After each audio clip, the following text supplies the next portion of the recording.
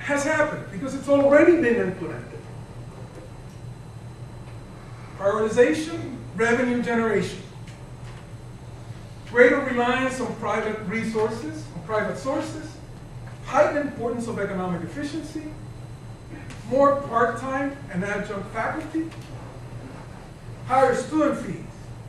All of this to generate more revenue. It means introducing corporate managerial methods and economic efficiency in decision making.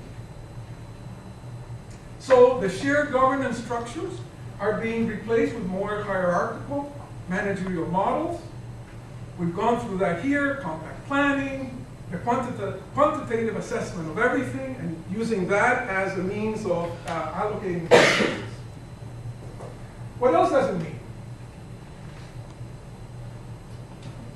What else does it mean?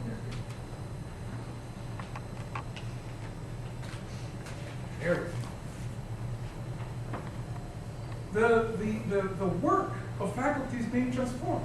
Faculty is encouraged to focus more on how we can marketize faculty labor, how we can commodify the knowledge that is being produced in these public institutions. Students are encouraged more to focus on what they're going to get out in the marketplace of their education rather than the intrinsic values of education. And there are studies that show that this is what's really behind the whole process of plagiarism that is rampant. Students are seen now as consumers, as user clients, no longer as members of a learning community.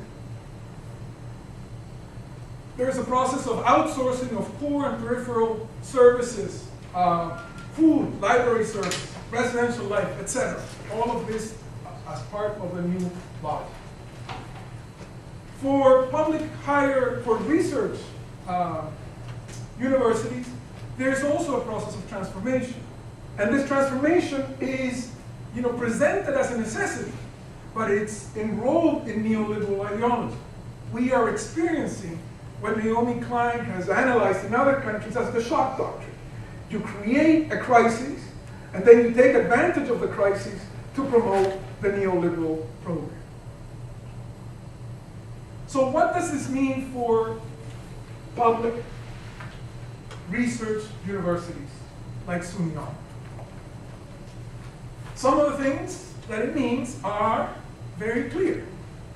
Non-revenue functions, liberal arts, the foundation of the institution, receive less resources and allocation.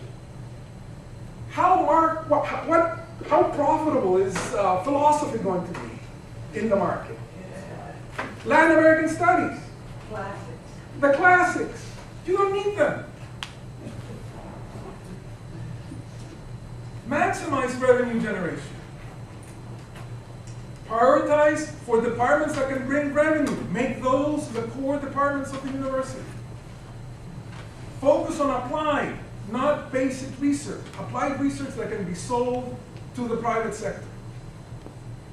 Emphasize the role of faculty not as educators, researchers, or members of a learning community, but as entrepreneurs. Focus on research that is commodified and commercialized. Service is now defined as corporate consulting. I don't know how many of you colleagues, faculty colleagues, were surprised when doing the faculty activity report. One of the items that pops up is contacts with the private sector. That wasn't there the last time that I filled my faculty activity report.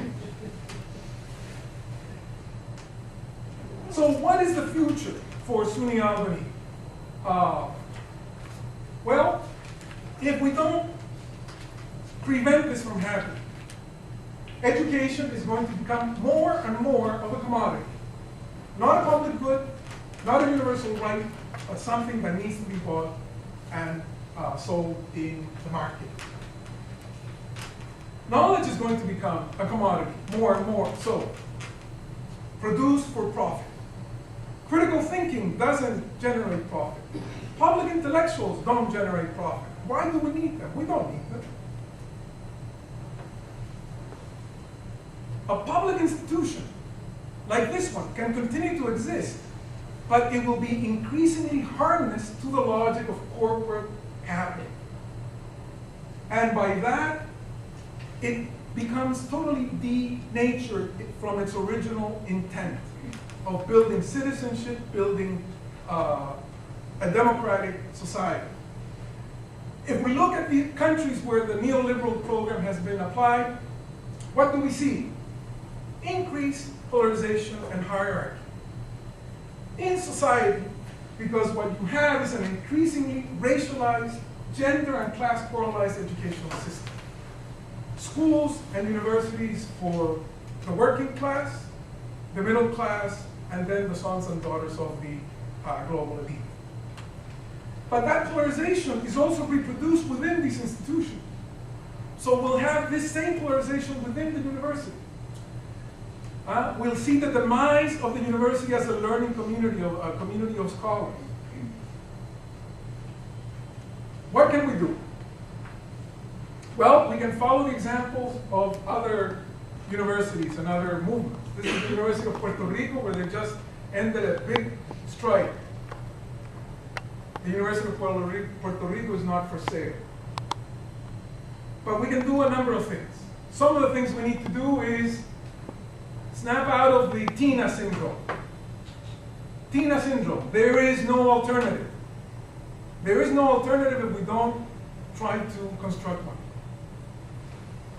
Engage our peers in this conversation, in the mobilizations to defend public education.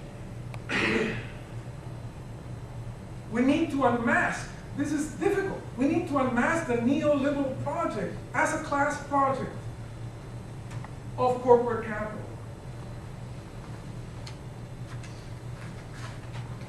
What do we see? Subsidies for financial speculators, for the military industrial complex, for corporations that export jobs. What does the working class, the poor, and the middle class get? Belt tightening. This is happening in Europe, it's happening here, and it's happening in other places. What else can we do?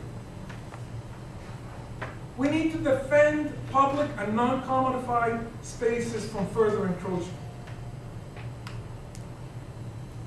And finally, we need to construct alternatives. I don't know what the alternative is. We're going to need to look for that, together, all of us, bringing our different perspectives. It means, how do we make what we do in the classroom more significant, contribute more to critical thinking? How do we find alternative ways to solve the crisis in which public education and public higher education finds itself? These are some of the challenges that neoliberalism poses for higher education that I want to present to you today. Thank you.